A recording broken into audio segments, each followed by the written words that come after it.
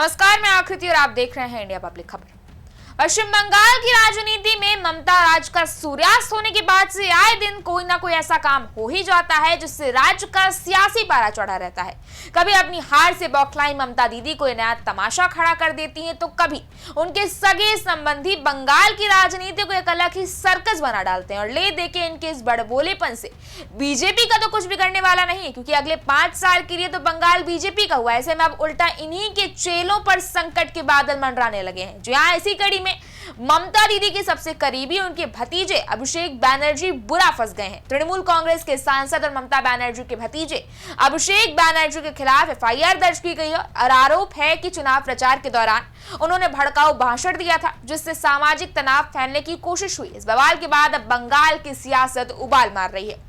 दरअसल अभिषेक बैनर्जी के खिलाफ भड़काऊ भाषण देने के मामले में एफआईआर दर्ज की गई है। मिली जानकारी के अनुसार चुनाव से पहले भड़काऊ बयान देने, डीजे बजाने के बारे में टिप्पणी करने और केंद्रीय गृह मंत्री अमित शाह के खिलाफ विवादित बयान जारी करने के आरोप में टीएमसी सांसद अभिषेक बैनर्जी के खिलाफ विधाननगर उत्तर साइबर अपराध पुलिस स्टेशन में एफआईआर दर्ज की गई है। यह मामला केंद्रीय गृह मंत्री अमित शाह के खिलाफ दिए गए उस आपत्तिजनक और भड़काऊ भाषणों के साथ साथ चुनावी रैलियों में हिंसा भड़काने के आरोपों से भी जुड़ा है। पूरा विवाद उस वक्त सामने आया जब चुनाव आयोग ने अप्रैल में हुई चुनावी हिंसा और धांधली की शिकायतों के बाद फाल्टा विधानसभा सीट के सभी 285 मतदान केंद्रों पर रीपोलिंग कराने का आदेश दिया।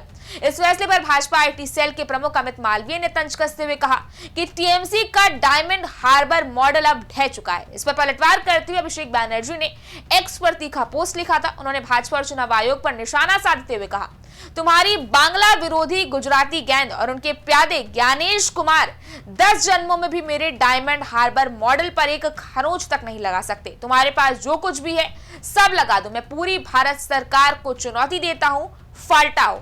बैनर्जी ने कहा, बीजेपी अपने सबसे मजबूत नेताओं को भेजो, दिल्ली से किसी गॉडफादर को भेजो।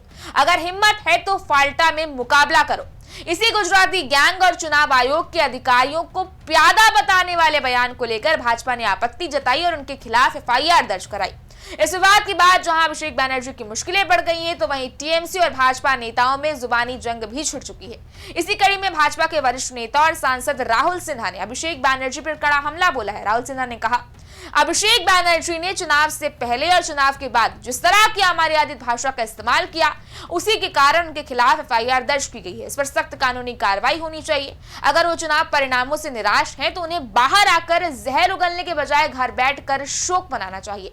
वहीं दूसरी तरफ टीएमसी सांसद डोला सेन ने भाजपा के आरोपों को खारिज करते हुए न्यायपालिका और जनता पर भरोसा जताया है। डोला सेन ने कहा, अंतिम फैसला हमेशा न्याय, सच्चाई और जनता के हाथ में होता है, इसलिए हमें पूरा विश्वास है कि इस मामले में भी आखिरी फैसला सच्चाई, न्याय और आम जनता के पक्ष में ही आएगा।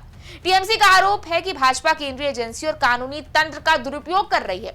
बहरहाल पश्चिम बंगाल में टीएमसी को मिली हार के बाद से ही अभिषेक बैनर्जी की मुश्किलें कम होने का नाम नहीं ले रही हैं। विधानसभा चुनाव में मिली करारी हार के बाद टीएमसी के नेता और बड़ी संख्या में सरकारी पदाधिकारियों ने अपने पार्टी आलाकमान के खिलाफ ही बोलना शुरू कर दिया है।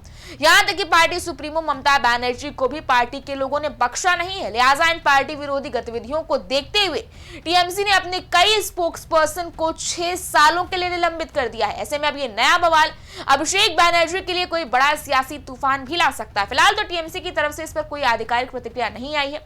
ऐसे में अब देखना यह है कि एक बयान को लेकर शुरू हुआ यह बवाल बंगाल के सियासी गलियारों में कौन सा नया तूफान लाता है।